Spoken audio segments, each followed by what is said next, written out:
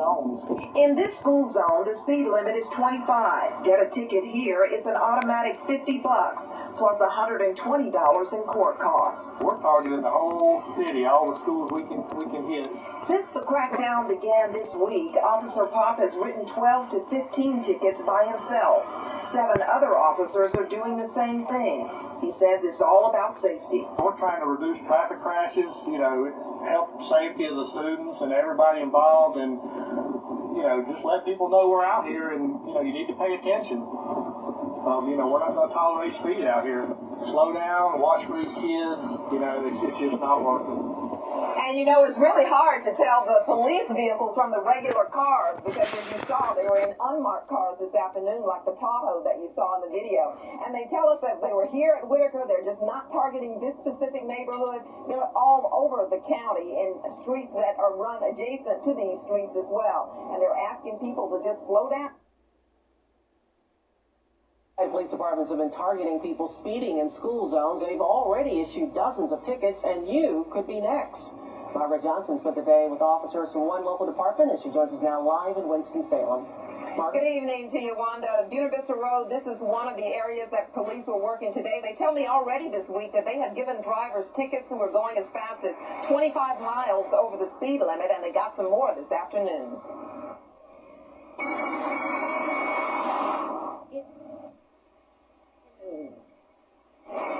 School is letting out at Whitaker Elementary on Buena Vista Road in Winston-Salem. Officer Greg Pop is running radar to catch speeders. In no time, he takes off after a dark Ford Excursion going 37 miles an hour, 12 miles over the speed limit. The driver is about to get a ticket. They got you? They got me. I guess so. They should get everybody else that comes around here. That's 38. Another driver clocked at 38 miles an hour gets a ticket too. Officer Pop says the stakes are just too high. School's back in, the buses are out, kids are walking, traffic's, a lot heavier than normal. Just pay attention when you get around these zones. In this school zone, the speed limit is 25. Get a ticket here, it's an automatic $50 plus $120 in court costs. We're targeting the whole city, all the schools we can hit. Since the crackdown began this week, Officer Pop has written 12 to 15 tickets by himself. 7 other officers are doing the same.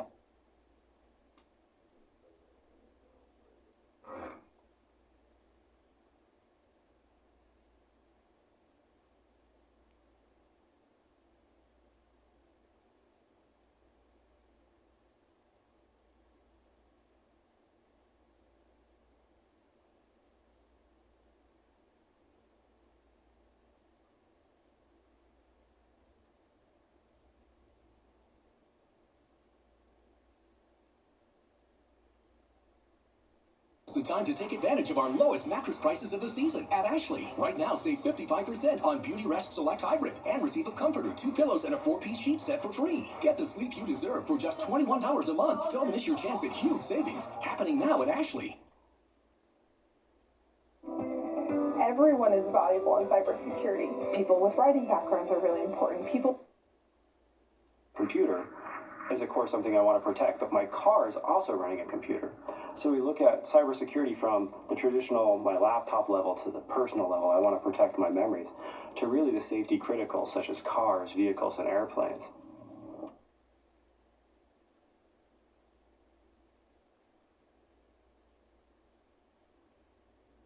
Diabetics who rely on insulin to survive shouldn't have to fear that the medicine they take to save their lives might be ending it. The lawsuit was filed against WellPath, a medical company contracted by the sheriff's office to work in the jail. According to court documents, the nurse would inject an inmate with insulin. If that person needed more, she would then use that same needle to draw up the insulin from a new multi-dose vial. We're told she would then turn around and use insulin from that same potentially contaminated vial in a new patient.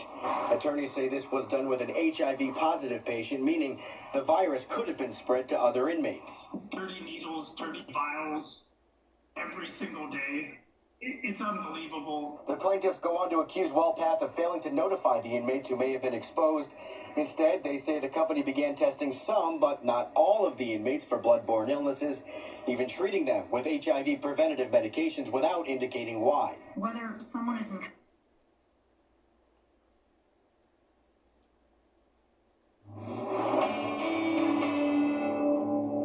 We've all seen them before. School safety zones with big signs that tell you to drive slow when kids are around. But John in Plymouth wondered, what does that actually mean?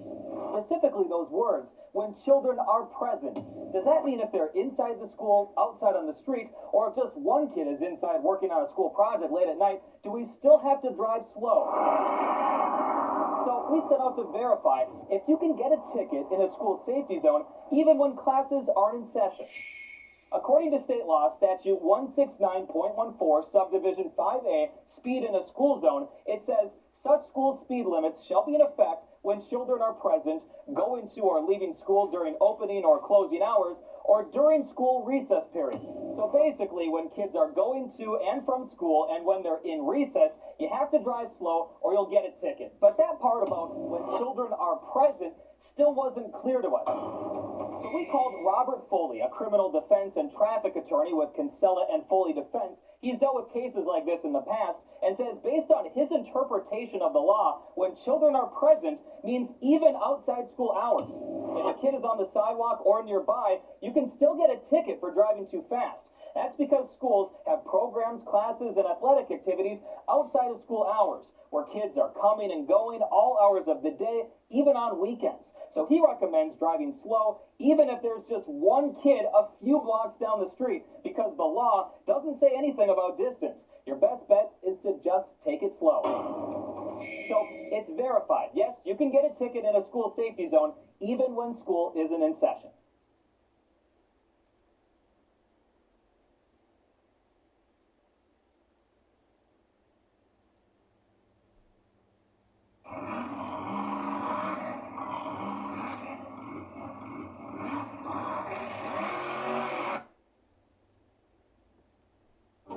Depending on the road's posted speed limit before the school zone, install an S1-1 school area sign between 200 and 600 feet or further from the school grounds.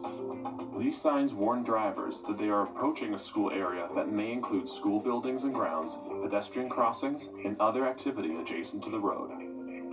If a school zone speed limit is established, install a school speed limit sign assembly a minimum of 200 feet away from the school grounds, or as close to the point the reduced speed limit begins.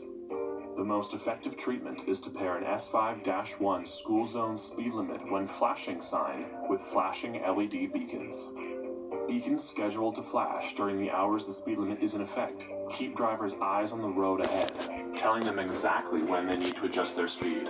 No guesswork required. They're also effective at lowering traffic speeds. A Washington DOT study found that school zone flashing beacons can reduce vehicle speeds by 5 to 7 miles per hour. Another study found that 82% of drivers correctly identified a school zone sign when it had beacons that were flashing, compared to just 52% when no beacons were present.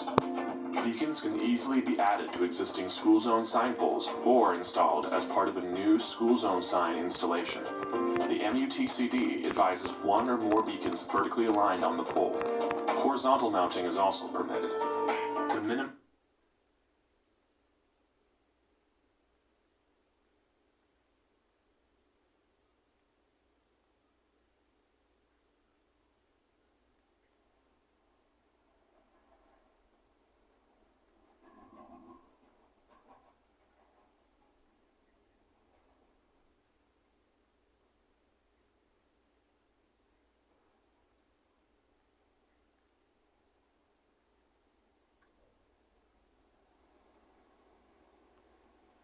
This video was sponsored by Skillshare.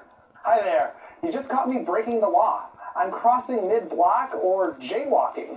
Specifically, I'm breaking California Vehicle Code 21955, which states, between adjacent intersections controlled by traffic control signal devices or by police officers, pedestrians shall not cross the roadway at any place except in a crosswalk. This video was sponsored by Skillshare. Hi there. You just caught me breaking the law. I'm crossing mid-block or jaywalking. Specifically, I'm breaking California Vehicle Code 21955, which states, Between adjacent intersections controlled by traffic control signal devices or by police officers, pedestrians shall not cross the roadway at any place except in a crosswalk. So how serious is my crime? Is it a felony? A misdemeanor? Actually, in California, it's an infraction. I could be fined up to $196. It's a punishment so small and it's enforced so infrequently that most people don't think twice about stepping off the curb mid-block. This video was sponsored by Skillshare. Hi there. You just caught me breaking the law.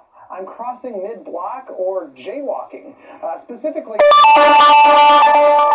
21955, which states, between adjacent intersections controlled by traffic control signal devices or by police officers, pedestrians shall not cross the roadway at any place except in a crosswalk. So how serious is my crime? Is it a felony? A misdemeanor?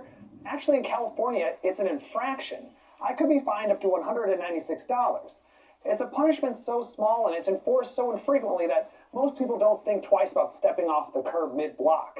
The infraction may be minor, but it has caused major damage to our cities and continues to do so today. Jaywalking was a term in law invented by automobile interests 100 years ago to clear the streets of pedestrians and cement the dominance of the automobile on our roadways. Today, jaywalking is sometimes used as a pretense for racial profiling and unjust policing. Each of these is reason enough to get rid of jaywalking entirely, and this video is an argument for doing just that. It's common to assume that jaywalking is against the law to protect pedestrians. It's a way of discouraging them from running out into traffic and getting hit by a car. But that's not why jaywalking was devised back in the 1910s and 1920s. Streets back then weren't well organized and didn't have features like crosswalks, turn lanes, and traffic signals. You had streetcars, horses, pedestrians, and the new kids on the block, the automobile, all mixing on increasingly crowded streets. The biggest conflicts were between pedestrians and drivers, and the results were often deadly. Pedestrians, including children, were being struck and killed by cars. In those early days, motorists were held responsible and the public was horrified by all of the deaths. You have to remember that in cities, kids played in the street. People couldn't comprehend the idea that you'd have to keep kids off of the streets all day long to keep them safe. Everyone realized that speed was the real problem. Cars could go fast, faster than the flow of traffic in 1920s cities. Some cities wanted to do something about it, something more than just speed limits. They wanted to mandate speed governors on all cars to ensure they couldn't go more than, say, 20 or 30 miles per hour within city limits. It was at this point that the auto industry realized they needed to fight for the right to own the street. Speed governors would cripple the small but growing industry. Automobile interests organized a massive resistance campaign to speed governors in the first ever referendum on one in Cincinnati. They killed it before the idea could gain traction. The win emboldened the industry, and they set their sights on eliminating the biggest opposition, pedestrians. The campaign to stigmatize pedestrians in the street. The auto lobby realized they needed to define the terms of the battle, literally. Pedestrians had long called motorists joyriders and speed maniacs. So the auto lobby came up with the term jaywalkers. Why jaywalkers? Well, they just invented it. A jay was someone from the country, a rube. So the implication